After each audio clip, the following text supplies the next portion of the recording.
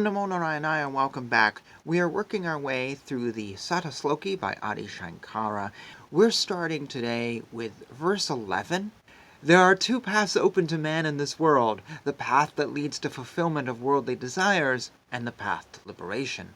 The first, fulfillment of desires, is the sole source of all sorrow and becomes insipid in no time. Only people lacking in discrimination take to this path. The other path leads to the attainment of Brahman, the imperishable source of infinite bliss. Wise men of discrimination resort to this path. Thus it is stated in the Katha Upanishad, which consists of 6 sections. That aspirant for liberation who, when engaged in activities in the world, looks upon himself as a wave in the ocean that is Brahman, when just sitting, thinks of himself as a gem strung on the thread that is Brahman, like pearls on a string. When experiencing sense objects through the sense organ, sees all objects as Brahman alone, and when sleeping considers himself as immersed in the ocean of bliss that is Brahman, and spends his days in this manner, is the one who is established in the indwelling self that is none other than Brahman.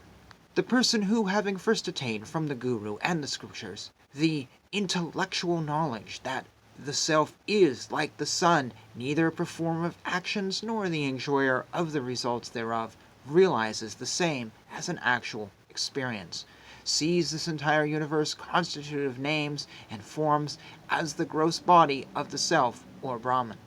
He further realizes that it is only because of this self, which dwells in every living being, and which is beyond the vital airs and the sense organs, that all creatures are able to function as sentient beings, and that all experiences through the sense organs are made possible only by this self.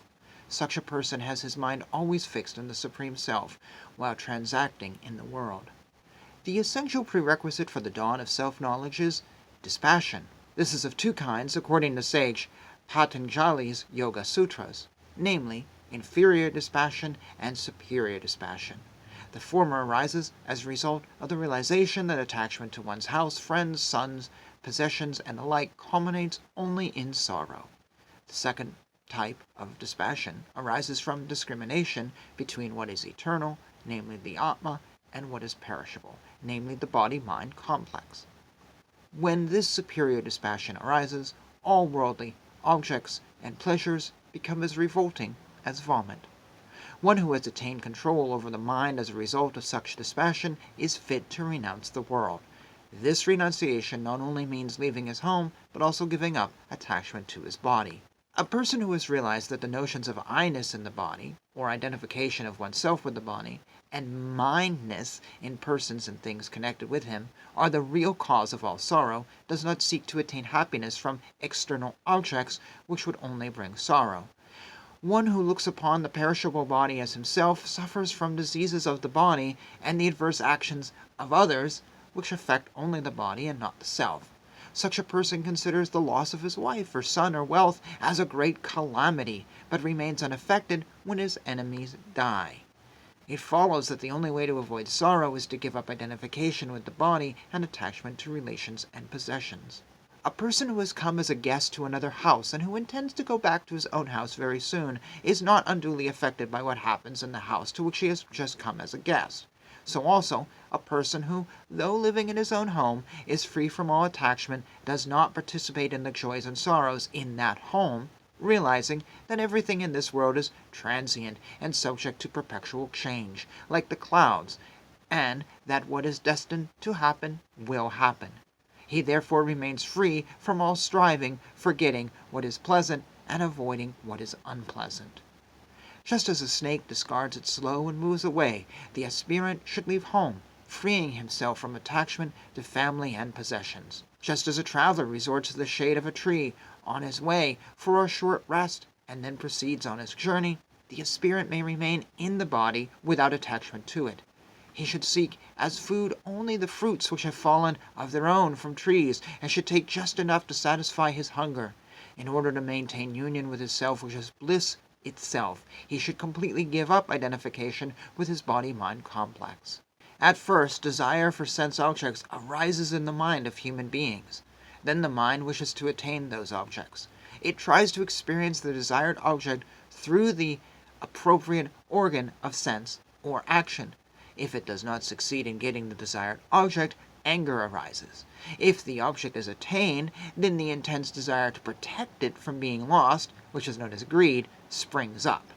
These three, desire, anger, and greed, are the cause of man's spiritual downfall.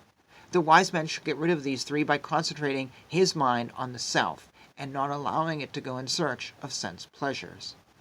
In this context, what is given away to a deserving recipient with the attitude that it is an offering to the Lord is called a gift. Freedom from anger, even when affronted, is forbearance. The firm conviction that the teachings of the scriptures and one's own guru are true is what is called faith. The eternal changeless Brahman alone is real. The four obstacles in the way of a spiritual aspirant are the opposite of these, namely greed, anger, lack of faith, and looking upon the world as real. These four are the cause of man's bondage. Man can cross over these four obstacles by the practice of their opposites, namely giving of gifts, forbearance, faith, and looking upon Brahma alone as real in the absolute sense. Such a person can attain heaven or union with the effulgent gods, or even eternal liberation from samsara in this very birth itself. This verse is based on a mantra in the Samaveda known as Satusama. In this mantra, the four causes of bondage are stated to be greed, or the tendency to cling to one's possessions, anger, lack of faith in the scriptures, and acceptance of the world as the absolute reality. These have to be countered by their opposites. This is a very good place to pause.